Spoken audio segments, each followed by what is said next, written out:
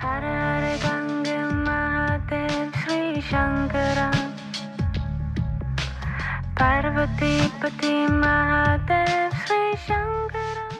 Namaste, it's Sahara Rose, and welcome back to the Highest Self podcast, a place to discuss what makes you your soul's highest evolvement. I am so excited because finally my book, Discover Your Dharma, is available for pre-order. If you are moving through a big shift this year, which every single one of us is, you are going to receive so much from this book. It really allows you to access the truth of your soul, who you are, and then practically how to apply that into your life. What does that mean in terms of my career, my projects, my hobbies, my job, my everything? And your Dharma is so much more than what you do, but really it's who you are. But our external reality won't shift until we know this. So Discover Your Dharma is part spiritual book of understanding the truth of your soul, but then also super pragmatic and action oriented. As you guys know who've listened to this podcast before, I'm very much about how are you going to apply this into the real world. It's not just about having a lofty idea. It's about how is this going to create a change, not only for myself, but for humanity. And in this time where it can be very overwhelming on what to focus on with the news, with legislation, with politics, and all of these things happening in the world outside of us, the one thing that I've known to be true from, being very involved in the political sphere is that we can only create change when we are in alignment with our purpose. And if you are not, you're actually not going to see that thing through. It's just going to become another idea that you have, another debate that you engage in, another social media account that you follow, but doesn't actually create change. And I think we've seen this year of like, how are we really going to make a difference? And that doesn't come from dipping your toe into something and moving on. That comes from really committing yourself to something that is larger than you. And that doesn't have to be sacrificial. That doesn't have to be suffering. Your highest point of service is also your highest point of joy. So that's why you see me on Instagram and TikTok dancing and being silly and playful, because I'm embodying my purpose, and it doesn't have to be so serious. It can be playful. In fact, it's meant to be, because it's meant to embody the full you. So I have been sharing excerpts from my new book, Discover Your Dharma, as my solo casts on the podcast. Last week, you could hear the excerpt on the 5 stages of Dharma discovery. So if you have not tuned into it, be sure to tune into it after this episode. Please let me know on Instagram, what stage are you on? I'm hearing back that a lot of you guys are on stage 4. Some of you are in stage 3. So would love to hear where you guys are at. And for this week, I wanted to read another excerpt. This is chapter 8, called Taking Action Requires Courage. And I wrote this chapter because when I was writing this whole book, I kept on just thinking about, okay, what were my mental blocks? What were my constant thoughts? What did I keep coming up against in my own journey of discovering my Dharma? And this was like the hardest thing for me, because I explain more in the book, but my family was very, very against what I was doing. I'm the first woman to even work in my family, let alone, move to Bali in India and do what I'm doing now. So there was a lot of fear, and there was a lot of reprogramming that I had to do. And really what it came down to is this point of taking action. And I was someone that wanted to know, okay, well, what do I need to do? And once I know what I need to do, then I'll take action. And I've realized that that's not how the world works. It's not that you know everything you're going to do and then you take action. It's you dive into the action, and then the road will begin to reveal itself. I'm not going to figure out how to get to the other side of the highway until I begin driving it. And all I'm going to be able to see is how far my lights are. Maybe it's 6 feet ahead, and that's all I know, but I can keep trusting that and keep moving forward. I'm never going to see the end of the highway to begin driving. So this chapter is really all about that taking action and the courage, because you really can't have a spiritual conversation or a conversation about Dharma without the actual gritty get shit done. You gotta do it. And it's fucking scary. And it's going to be the last thing you want to do. And I wish that it was like smooth and easy all the time, but it's not.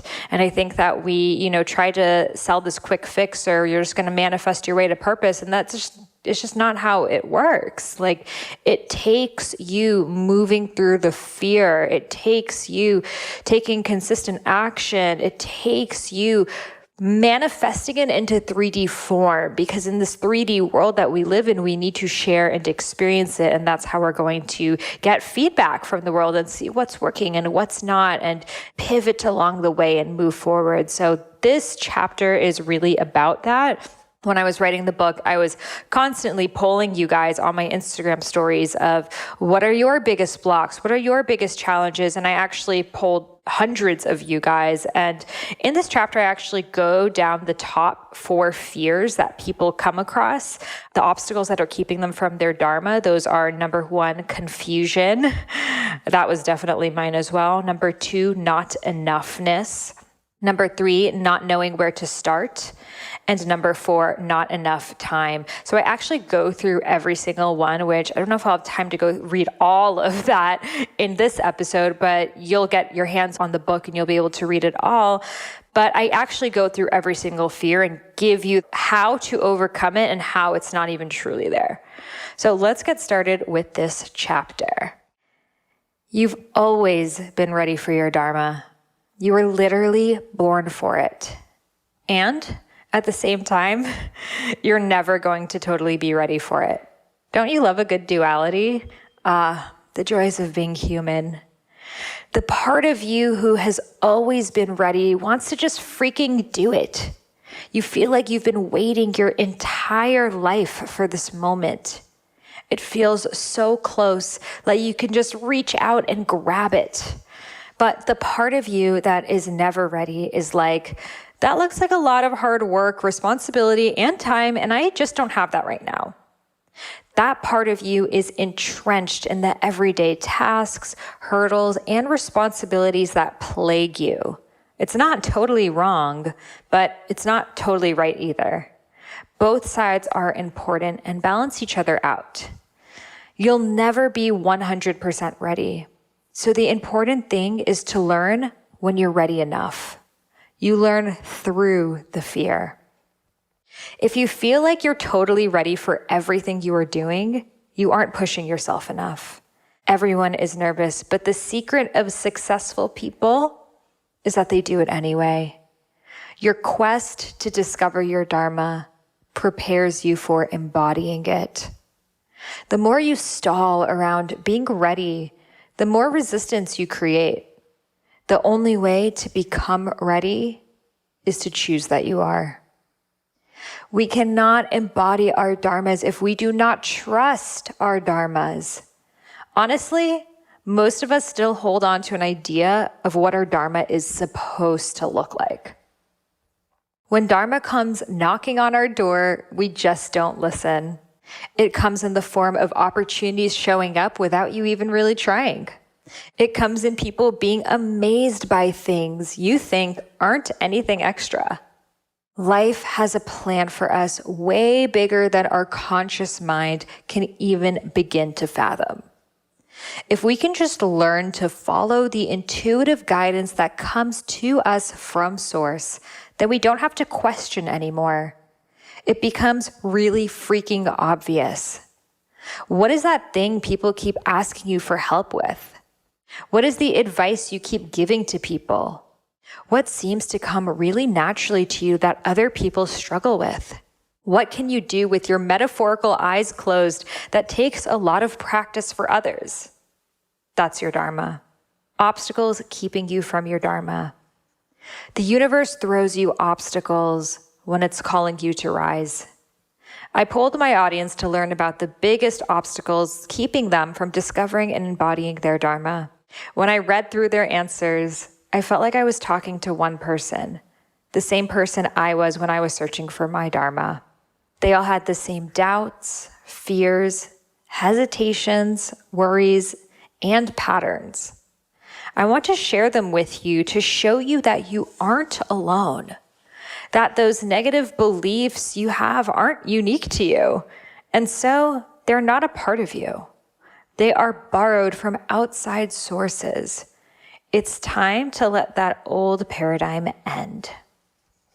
These fears are fear of not being good enough, second-guessing yourself, time management, familial conditioning your family or partner doesn't understand, societal pressures, worrying about what other people will think, lack of courage, unable to connect to intuition, losing yourself doing what you thought you should, choosing fear over love, all the old mantras you've subconsciously given yourself when you were at your lowest, deprogramming and reprogramming your beliefs, fear-based thinking, lack mentality, not enough money, market is too saturated, overwhelm, not knowing where to begin, too many ideas, anxiety, jealousy, feeling weird, distractions, and impatience. So now that we know those fears are there, let's talk about them. I'm going to dive into the 4 obstacles people face when discovering their Dharma and show you how you can overcome them. 1, confusion. The number 1 reason people aren't living their Dharma is that they believe they're confused. More than ever, we're exposed to different timelines. Someone is living their best life as a travel blogger in Bali, another as a mom with the cutest 4-year-old, and another as an entrepreneur with 2 7-figure businesses. They all sound great and look pretty epic on social media, so we have no idea what we're meant to do ourselves. Back in the day, there weren't that many options available to us. As a woman, you either became a stay-at-home mom or a nurse or a teacher. As a man, you could follow in your pop's footsteps or go under your neighbor's wing. Now there are millions of possibilities, with millions more being created every single day. People are tantric life coaches and holistic interior designers and so many other things. It can be pretty confusing to figure out what you want to do, and what if you choose wrong? The thing is, there's really no such thing as confusion. Often, we feel confused because we haven't fully grasped what our intuition is telling us. There is one truth, and that truth is eternal. Confusion is just the blurriness that happens when you aren't listening to it. The answers are already inside of you. Your fears just aren't letting you hear them. We act like confusion is a bad thing, when really, it's actually a great thing. What we experience as confusion is really a process of evaluating our own truth. Let me repeat that again. What we experience as confusion is really a process of evaluating our own truth. Confusion is a higher vibration than apathy. It's a sign you're on the path of discovering your Dharma. You can't gain clarity without first going through confusion. We often push away uncertainty, feeling guilty for not knowing exactly what we are doing, when those are actually the most pivotal moments of our lives. Confusion is necessary before clarity, because it's in that process you find your truth. Ride the waves of uncertainty. They're the only path to clear waters. If you feel confused by all the contradicting advice you receive, I'm going to give you the exact prescription you need. It's not the one that you want, but it's the one that's going to change everything. Go on an advice detox. For 1 month, I want you to not ask anyone for advice on anything. Not your mom, your bestie, your spouse, and especially not the internet, okay? Not the internet. No forums, no Reddit. This is going to be most effective when you feel the most confused, because that's when you are reevaluating your truth and need your clearest thinking without it being affected by the thoughts, fears, and experiences of others. Sure, there are times when advice is beneficial. It's when you don't know the difference between your opinions and the opinions of others that you need to stop, because that's when you're saying, someone else knows what's best for me better than I do. Asking others for advice without listening to yourself is giving up your power to someone who isn't you. If you constantly call someone else to ask for advice on every move in your life, I suggest you reclaim your power and ask your highest self for the answers instead.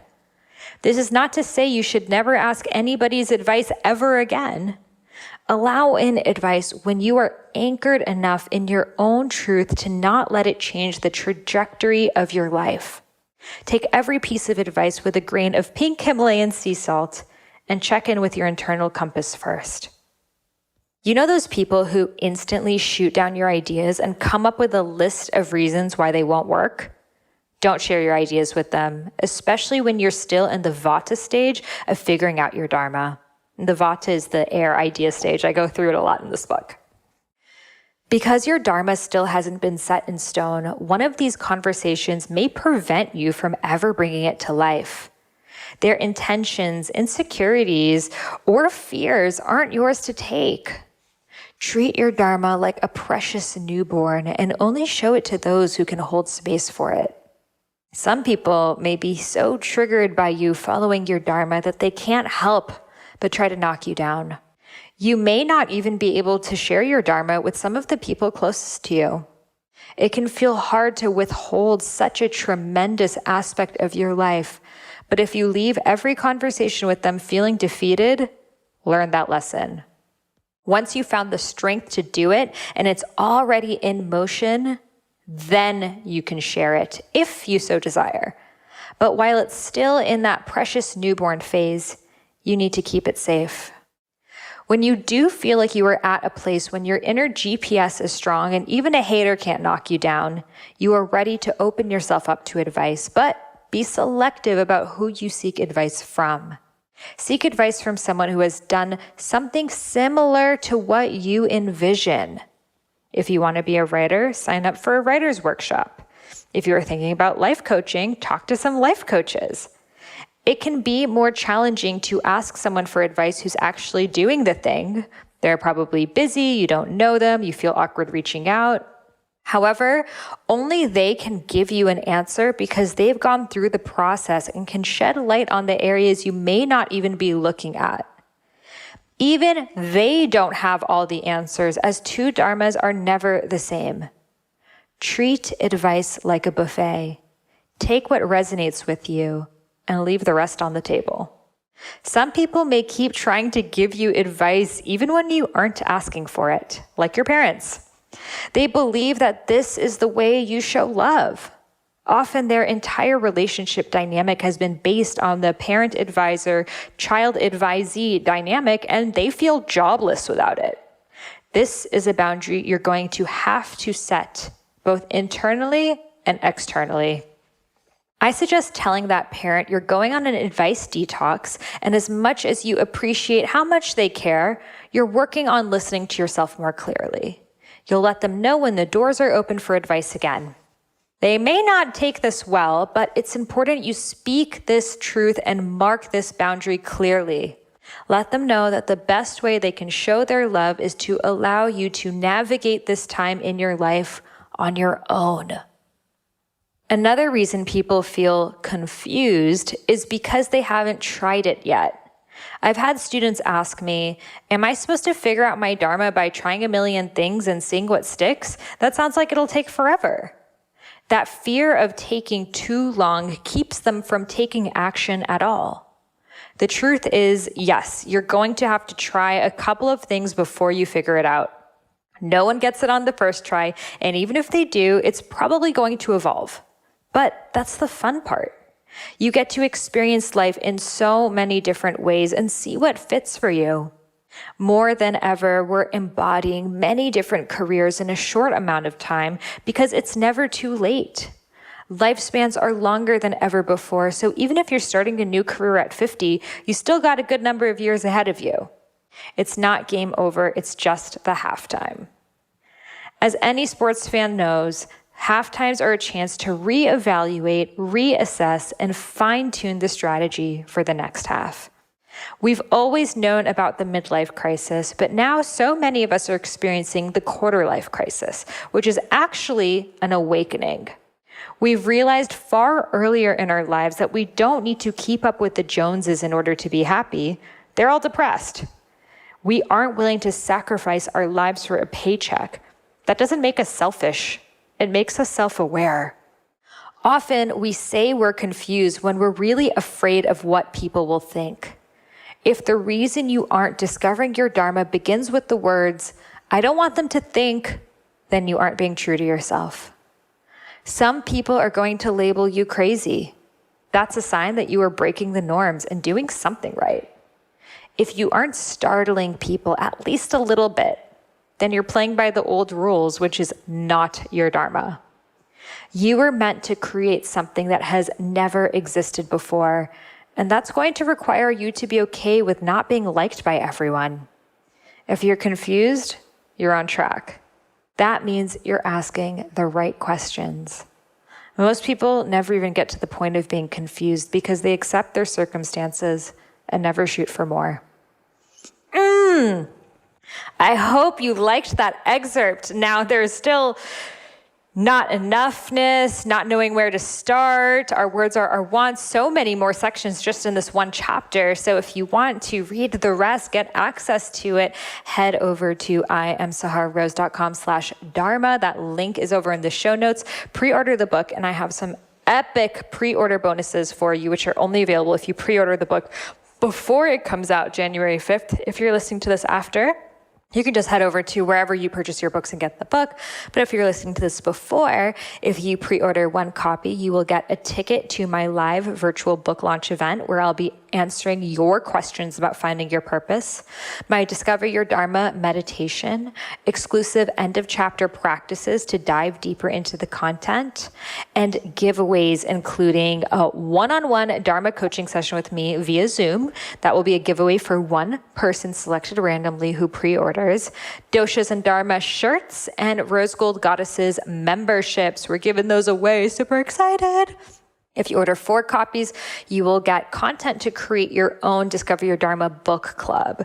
So you will get reflective questions and journal prompts to ask yourself and your group at the end of each chapter to dive deeper into it. And you'll also get the replay of my Discover Your Dharma meditation workshop in New York last year, plus everything else in pre-ordering one book. If you pre-order 10 copies, you get everything else, plus all of the content to teach your students or team how to align with their Dharma. So if you are like a yoga teacher, meditation teacher, if you work in HR, corporate sphere, whatever it is, and you want your team, your students to know their Dharmas, because it really is so important as a team for you guys to feel interconnected, then we will have these specific questions for you. So I will create a video on aligning your Dharma with your company or team's vision, how to live with purpose each day, and also reflective questions that you can ask at the end of each chapter to dive deeper into it in a group setting, and the replay of my Discover Your Dharma meditation workshop in New York. So all of those things are available for you. Head over to iamsahararose.com/dharma, pre-order the book, submit your receipt there. And if you've already pre-ordered it, you can still submit your receipt there. I also have my new Dharma archetype quiz that is available for you. You will learn which is your Dharma archetype. It breaks it down into your top 2. So that is also available for you after you pre-order the book at iamsahararose.com/dharma or at dharmaarchetypequiz.com. Both links are in the show notes.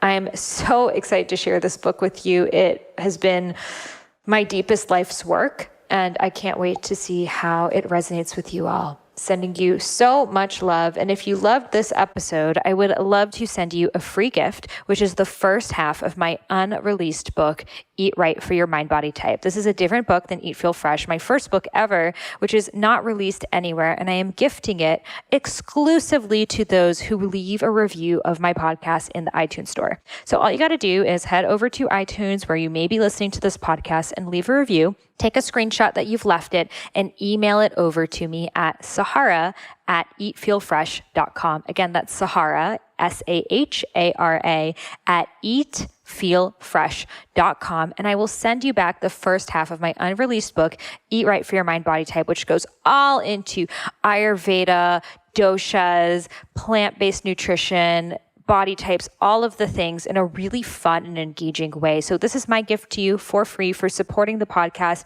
Every single review I personally read. It really helps the podcast be listened to by more people so we can raise the vibration of the planet together. And I am so grateful to have you on this journey. Thank you so much for listening, and I'll see you on the next episode. Namaste.